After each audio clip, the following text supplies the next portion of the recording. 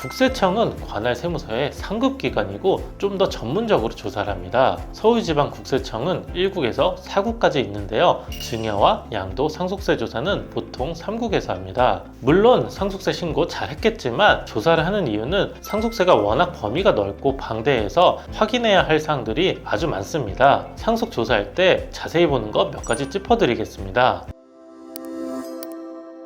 세금 줄이는데 진심 비더리치 세무사 김국현입니다. 상속세 신고했다고 다 끝난 게 아닙니다. 상속세 세무조사가 나올 수가 있는데요. 세무조사 무조건 나올까요? 무조건 나오는 건 아닙니다. 그러면 누구는 조사가 나오고 누구는 안 나오는데 기준이 있을까요? 국세청에 기준이 있을 것 같긴 한데 알려주진 않습니다. 실제로 국세청에 계신 분들도 이 기준에 대해서 명확하게 알지 못하시더라고요. 대부분 상속조사는 전산 분석을 해서 나오고요. 그 조사 분석을 하는 부서가 따로 있습니다. 그런데 상속재산이 얼마 이상이 되면 조사가 나온다는 걸 알려주면 참 좋을 것 같은데 이걸 알려주질 않습니다. 국세청이 알려주지 않는 이유가 이해가 되기는 합니다. 그 기준 금액을 알려주면 오히려 역이용해서 신고를 불성실하게 할 수 있기 때문입니다. 예를 들어서 상속재산이 20억이 넘지 않으면 세무조사하지 않는다고 해놓으면 20억이 살짝 넘으면 재산 한두 개 빼서 신고할 가능성도 있으니까요. 뭐 설마 그렇게 하겠어? 하시겠지만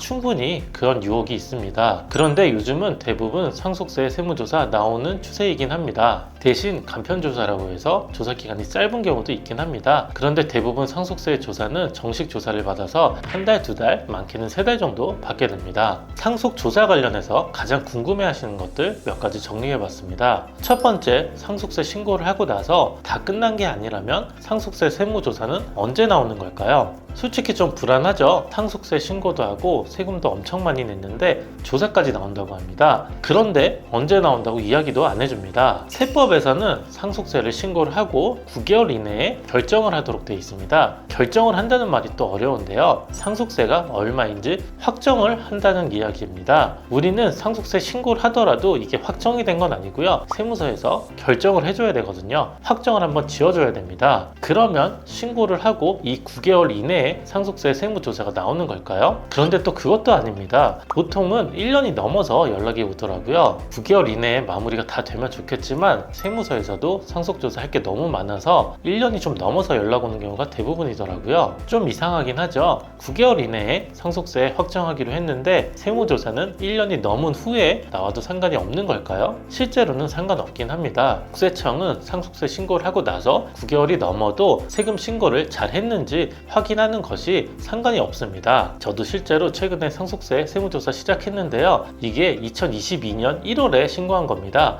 그러니까 1년 9개월 만에 연락이 온 거죠. 신고한 거를 까먹을 때쯤 연락이 옵니다. 요즘에는 조금 더 친절해져서 조사가 나오기 전에 조사 언제 받는 것이 좋을지 물어보기도 합니다. 그러면 체크를 해서 언제 세무조사 받겠다고 이야기를 하기도 하는데요. 꼭 이때 또 나오는 건 아니더라고요. 아마도 국세청이 엄청 바쁘긴 한 것 같습니다. 두 번째로 상속세 세무조사는 누가 하는 걸까요? 당연히 세무서가 하겠죠. 그런데 보통은 돌아가신 분의 관할 세무서에서 합니다. 그런데 상속재산이 크면 이 관할 세무서보다 좀 상급 기관인 국세청에서 합니다. 예를 들어서 돌아가신 분의 주소가 서초동이어서 서초세무서에서 상속세 세무조사가 나와야 되는데 상속재산이 좀 크면 서울지방 국세청에서 세무조사를 합니다. 그럼 얼마나 커야 서울지방 국세청에서 할까요? 무조건 그런 건 아니겠지만 상속재산이 한 50억 정도 넘으면 관할 세무서에서 하지 않고 국세청에서 세무조사를 합니다. 그러면 동네에 있는 관할 세무서와 국세청은 무슨 차이가 있을까요? 국세청은 관할 세무서의 상급기관이고 좀 더 전문적으로 조사를 합니다. 좀 더 쉽게 말하면 공무원들 중에서도 실력자들이 모여있는 곳이 국세청입니다. 서울지방국세청은 1국에서 4국까지 있는데요. 증여와 양도 상속세 조사는 보통 3국에서 합니다. 얼마 전에 제가 상속세 수임한 것도 서울지방국세청 3국에서 연락이 왔더라고요. 저도 일반 세무서보다는 국세청이 좀 더 긴장이 되긴 하는데요. 그래도 결과는 다 좋았으니까 너무 걱정 안 하셔도 됩니다. 세 번째, 상속세 신고 잘 했는데 세무조사할 때 뭘 조사하는 걸까요? 물론 상속세 신고 잘 했겠지만 조사를 하는 이유는 상속세가 워낙 범위가 넓고 방대해서 확인해야 할 사항들이 아주 많습니다. 상속 조사할 때 자세히 보는 것 몇 가지 짚어드리겠습니다. 첫 번째, 부동산의 경우입니다. 부동산을 평가를 잘해서 신고를 했는지 확인을 해봅니다. 주위 부동산 시세대로 신고를 한 건지 아니면 기준시가로 신고를 했는지, 만약에 부동산을 기준시가로 신고를 했다면 감정가액과 차이는 많지 않은지 확인을 해봅니다. 그래서 상속세 신고한 부동산 금액에 대해서 조사를 합니다. 두 번째는 과거 계좌 내역을 확인을 합니다. 과거 2년간 계좌는 매우 꼼꼼하게 확인을 하는데요. 10년 이내 계좌는 모두 다 확인을 합니다. 그 이유는 상속인들에게 증여한 금액이 있는지 확인을 하기 위해서인데요. 10년 이내에 배우자나 자녀들에게 증여를 했다면 다시 상속세에 포함을 시켜서 상속세 계산을 해야 됩니다. 이걸 좀 어려운 말로 사전 증여 재산이라고 하는데요. 간단하게 말씀을 드리면 상속세를 줄이기 위해서 상속 바로 전에 재산을 미리 증여할 수가 있습니다. 그러면 상속받는 재산이 주니까 상속세가 줄어들겠죠. 그래서 미리 증여하는 것을 다시 상속세에 포함을 시키는데요. 이거를 10년 이내에 증여 재산을 확인을 해서 상속 재산에 포함을 시킵니다. 좀 정산을 하는 개념입니다. 그러면 증여세도 내고 상속세도 내고 똑같지 않냐 생각을 하시겠지만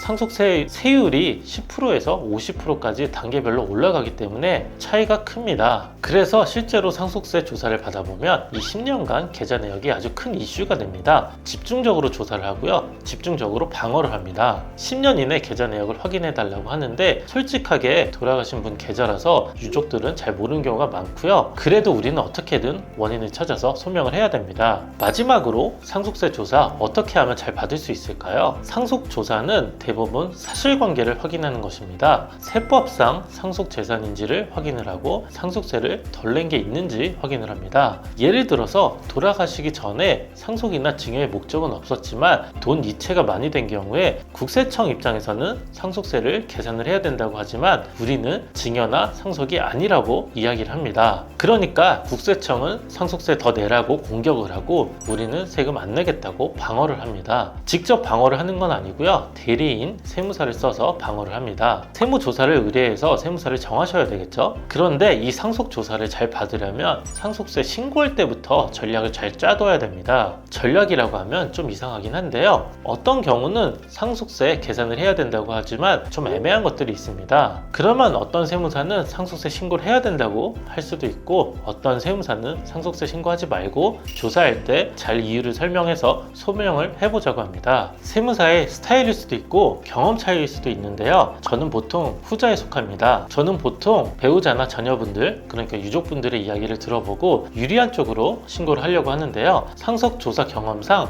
신고를 할 때부터 이 사항은 소명이 충분한지 확인을 한번 해보고요. 세무조사할 때 설명하는 것이 더 좋다고 생각이 되면 그때 가서 설명을 좀 해서 해결을 하긴 합니다. 물론 애매한 경우도 많이 있습니다. 그런데 또 생각을 해보시면 상속세 신고할 때 모두 다 상속세 대상이라고 계산을 한다면 조사는 편하게 받을 수 있겠지만 세금을 더 많이 내야 될 수도 있거든요. 먼저 말씀드린 것처럼 실제로는 증여나 상속이 목적이 아닌데도 상속세에 포함될 수 있다면 우선 상황을 충분히 잘 설명할 수 있는지 확인을 해보고 상속세에 포함을 시킬지 확인을 해봅니다. 이런 것들은 상속조사를 많이 해봐야 경험치가 쌓이고 어떻게 해야 될지 좀 판단이 되는 것 같고요. 그래서 상속세는 특히 상속 전문 세무사와 함께 하시는 것이 좋습니다. 이야기 충분히 해보시고 같이 계획을 짤 수 있는 세무사가 필요하겠죠. 오늘은 좀 생소한 상속세 세무조사에 대해서 이야기 드렸는데요. 나는 뭐 상속세 세무조사 받을 일 없어 이렇게 생각하실 수도 있습니다. 그런데 이 정도 알아두시면 나중에 세금 줄이는데 아주 큰 도움이 됩니다.